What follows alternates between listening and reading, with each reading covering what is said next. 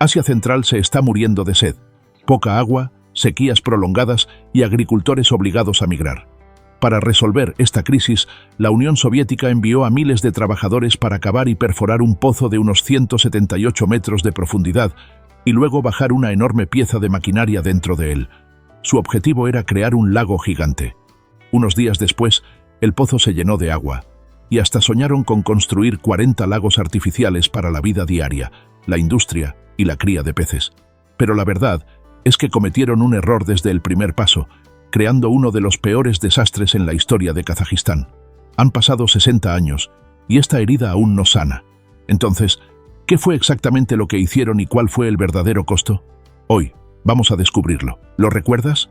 Justo después de la Segunda Guerra Mundial, entramos en la Guerra Fría.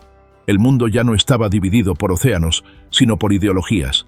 En ese tiempo, el poder no se medía solo por quién tenía más tanques, sino por quién poseía el arma más aterradora: la bomba nuclear. Estados Unidos tomó la delantera. En 1945, 2 bombas atómicas fueron lanzadas sobre Hiroshima y Nagasaki. La Unión Soviética no quería quedarse atrás. Solo 4 años después, en la región de Semipalatinsk, en Kazajistán, los soviéticos respondieron con su primera prueba nuclear, llamada RDS-1. Aunque no fue más poderosa que las bombas estadounidenses, los soviéticos dejaron algo muy claro para el mundo. Estados Unidos ya no tenía el monopolio de las armas nucleares. Pero la Unión Soviética no quería ser vista como un país que solo sabía destruir. Querían demostrar que el átomo también podía servir a la humanidad. Por eso, el 16 de mayo de 1950, Stalin firmó el decreto Átomos para la Paz. Básicamente, esto permitió que los institutos de investigación buscaran formas de usar la energía nuclear para generar electricidad, proveer calefacción e incluso transformar la naturaleza. Y realmente lo lograron. En 1954, el pequeño pueblo de Obninsk se convirtió en el hogar de la primera planta nuclear del mundo, capaz de suministrar electricidad a más de 5.000 hogares estadounidenses. En ese tiempo, los soviéticos repetían el lema: un átomo pacífico en cada hogar. Pero no se detuvieron en generar electricidad. Los soviéticos querían ir más lejos, usando bombas nucleares para modificar la naturaleza. Suena loco, ¿verdad? O quizá imposible. La radiación no es un juego, así que la seguridad se volvió una obligación para todo el programa. En 1965 lanzaron el programa Explosiones Nucleares para la Economía Nacional, que prácticamente fue una copia del proyecto Plowshare de Estados Unidos de 1957. El programa fue aprobado personalmente por Khrushchev y asignado al Instituto Kurchatov, el centro de investigación nuclear más grande de la Unión Soviética. Así que los ingenieros comenzaron a buscar una zona remota. Finalmente eligieron el lecho seco del río Chagán, en las estepas áridas de Kazajistán, a unos 130 kilómetros de la ciudad de Semey. No había casas, no había gente. ¿La elección perfecta para trabajar con seguridad? Pero perfecta aquí solo era relativa. La ingeniería tenía que ser extremadamente precisa. Perforaron un pozo de unos 178 metros de profundidad, aproximadamente la altura de un edificio de 50 pisos. El dispositivo explosivo fue colocado dentro de un tubo de 3 metros de largo y casi 1 metro de diámetro. Cada medida debía ser exacta, al centímetro. Incluso un pequeño error podía dispersar radiación a grandes distancias. Después de meses de preparación intensa, todo estaba listo. En esa mañana decisiva, exactamente a las 5:59 minutos y 59 segundos, hora del meridiano de Greenwich, un momento muy específico, el 15 de enero de 1965, cientos de científicos, ingenieros y soldados contuvieron la respiración esperando ese segundo. Un camión militar entró lentamente a la zona de pruebas, transportando la ojiva nuclear. Todos se retiraron a una distancia segura. En la pantalla de control comenzó la cuenta regresiva. 10, 9, 8, 1. Un destello de luz y el suelo tembló violentamente. En los primeros 2 segundos y medio, una nube de plasma supercaliente estalló, alcanzando temperaturas de decenas de millones de grados Celsius, más caliente que el núcleo del Sol. Después de 5 minutos, la columna de humo alcanzó unos 4.800 metros de altura, casi la mitad de la altura del monte Everest. La explosión tuvo una fuerza equivalente a 170 kilotones de TNT, unas 8 veces más poderosa que la bomba de Hiroshima en 1945. Aproximadamente 10.3 millones de toneladas de tierra el equivalente a unos 1000 edificios del tamaño del Empire State, fueron lanzadas al aire. El estruendo fue tan fuerte que estaciones sísmicas tan lejanas como Mongolia lo registraron. Cuando el humo se disipó, apareció un cráter gigante, de unos 125 metros de ancho y 100 metros de profundidad. Para que puedas imaginarlo, es aproximadamente tan alto como un edificio de 30 pisos y lo suficientemente grande como para tragarse por completo un campo de fútbol americano. Alrededor, la tierra se había derretido formando vidrio y el suelo todavía humeaba. Pocos habrían imaginado que este cráter de explosión pronto se convertiría en un lago nuclear como ningún otro en la Tierra. 50 días después de la detonación, cuando el polvo radiactivo se había asentado un poco, cientos de ingenieros y soldados, entre 180 y 300 personas, comenzaron a trabajar bajo el frío de menos 20 grados Celsius en las estepas de Kazajistán. Usaron bulldozers, excavadoras e incluso explosivos comunes para cavar un pequeño canal que conectara el cráter con el río Chagán, corriendo contra el tiempo antes de la temporada de deshielo de marzo. Cuando derribaron la última compuerta, el agua del río Chagán entró con una fuerza enorme, más de 2 millones de litros por minuto, suficiente para llenar 8 albercas olímpicas en solo 60 segundos. En apenas 3 días, el primer embalse alcanzó unos 3 millones de metros cúbicos de agua, y pocos días después, esa cifra superó los 7,5 millones de metros cúbicos, suficiente para abastecer de agua potable a toda la ciudad de Nueva York durante un día. Los soviéticos estaban muy orgullosos.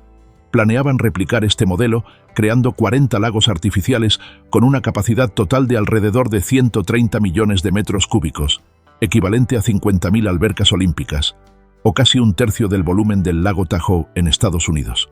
Después de la explosión, los soviéticos sabían que el mundo los estaba observando y estaban preocupados. Desde Washington hasta Tokio, todos hacían la misma pregunta. ¿Es seguro el lago Chagán? Se publicaron documentales por todas partes, declarando con total seguridad, después de solo 50 días, los niveles de radiación bajaron a límites absolutamente seguros. Mostraron muestras de suelo y agua tomadas de varios puntos. Según los medios de la época, los resultados estaban dentro de los límites permitidos. Las imágenes estaban cuidadosamente preparadas. Científicos riendo junto al lago, personas paseando en bote y pescando, y especialmente el ministro de la industria nuclear, Efim Slavsky, de casi 70 años, nadando personalmente en el agua supuestamente clara y segura. Era un mensaje poderoso. Miren, no le tenemos miedo a la radiación. En 1966, los periódicos informaron sobre el lago hermoso en las estepas de Kazajistán, incluso animando a visitantes internacionales a ir a verlo. Decían, los niveles de radiación aquí son más bajos que en Moscú, una comparación diseñada para tranquilizar al público. Los informes técnicos presentaban cuidadosamente los números para calmar a la gente. La dosis de radiación medida era solo una fracción del nivel considerado peligroso. Al principio, todo parecía el punto máximo de la ambición científica. No solo habían creado un lago, sino que querían demostrar que podía sostener vida. En cuanto apareció el agua, se instaló una estación de investigación biológica en la orilla. Los científicos marcaron cuidadosamente peces y liberaron 36 especies, incluyendo pirañas traídas del Amazonas para probar su tolerancia, 27 especies de moluscos, 32 especies de anfibios, 11 reptiles, 8 mamíferos pequeños, 42 grupos de invertebrados y casi 150 especies de plantas acuáticas, formando un ecosistema de muestra altamente diverso. Repetían mediciones, tomaban muestras de agua y suelo, analizaban tejidos, seguían a las crías, medían tasas de crecimiento y capacidad reproductiva. Al principio, los informes de propaganda describían un lago regresando a la vida, pero la realidad científica no era tan brillante. En lugar de estabilizarse, las poblaciones comenzaron a disminuir. Muchas especies desaparecieron y las que sobrevivieron mostraron deformidades evidentes, defectos de nacimiento, problemas reproductivos, malformaciones óseas y anomalías en órganos internos, señales clásicas de mutaciones genéticas y efectos teratogénicos. Después de unas cuantas generaciones, la tasa de mortalidad acumulada alcanzó alrededor del 90% entre las especies monitoreadas. Solo las carpas realmente se adaptaron, pero a un costo. Acumularon radiación en niveles aún más altos que la propia agua del lago. En 1974, la Unión Soviética terminó el proyecto en silencio y retiró a todo el personal del área. Pero esto no había terminado. El mundo seguía prestando atención, y a medida que los organismos empezaron a morir, la gente comenzó a preocuparse por el panorama general. Fue entonces cuando la verdad empezó a salir a la luz. El punto más contaminado, la orilla de Adam Cole, todavía conserva la marca del experimento casi 60 años después. Se encontró plutonio 239, un isótopo con una vida media de alrededor de 24.000 años. Eso significa que las huellas de esta explosión durarán mucho más que cualquier plan humano. Suena impresionante si eres un teórico, pero es trágico si eres parte de una comunidad. Los números son incluso más aterradores que los eslóganes. Las estimaciones muestran que las dosis recibidas en la tiroides, en las zonas más contaminadas, superaron los 14 rem en 18 meses. Aproximadamente 140 milisieverts en total, o unas 14 veces una tomografía CT común. Cada tomografía equivale a unos 10 milisieverts. Es casi 100 veces el límite de seguridad recomendado por la Organización Mundial de la Salud para la población general. ¿Sabes quiénes fueron los más afectados? Sí, definitivamente los trabajadores involucrados en el proyecto. Muchos murieron jóvenes, pero el número exacto, documentos clasificados, archivos secretos y un espacio en blanco en la historia. Y no fue solo Chagán. Este era solo la punta de un programa que cubría toda la Unión Soviética. Desde 1971 hasta 1988, Moscú llevó a cabo 124 explosiones económicas bajo el programa PNE. La última se registró el 6 de septiembre de 1988, llamada Rubin, una detonación de 8.5 kilotones, colocada a apenas 8 metros de profundidad para estudiar los efectos sísmicos. Los objetivos del programa eran variados y en papel parecían prácticos: crear embalses, desviar agua, estimular pozos de petróleo y gas, excavar y realizar minería. Incluso hubo casos declarados exitosos. Por ejemplo, cerca del lago Meocero, en Bashkiria, reportaron que la producción de petróleo se duplicó después de la explosión. Y cuando el pozo se secó 15 años después, detonaron otra bomba para mantener la producción. Suena como una solución técnica rápida, pero ¿qué hay de los costos ambientales y de salud? Realmente suena como apagar un incendio con dinamita, ¿no crees? Al otro lado del océano, Estados Unidos tampoco se quedó con los brazos cruzados. El programa Project Plowshare, de 1957 a 1973, realizó 27 explosiones con las mismas ambiciones.